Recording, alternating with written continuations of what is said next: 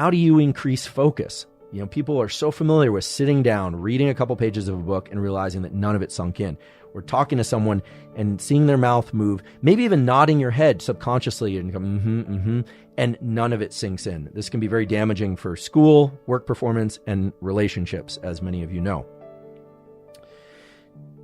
Costello, incidentally, never seems to pay attention to anything I say while looking directly at me, which contradicts what I'm about to say, which is that the best way to get better at focusing is to use the mechanisms of focus that you were born with.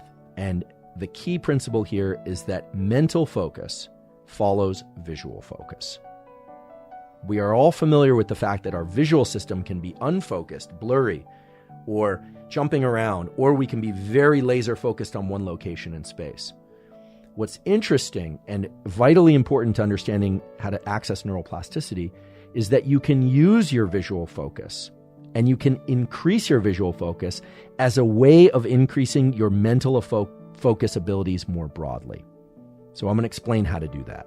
Plasticity starts with alertness.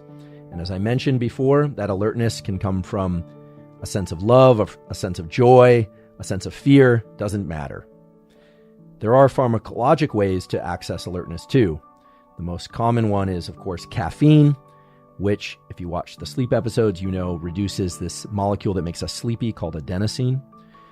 I drink plenty of caffeine. I'm a heavy user of caffeine. I don't think abuser of caffeine. I think in reasonable amounts, provided we can still fall asleep at night. Caffeine can be a relatively safe way to increase epinephrine.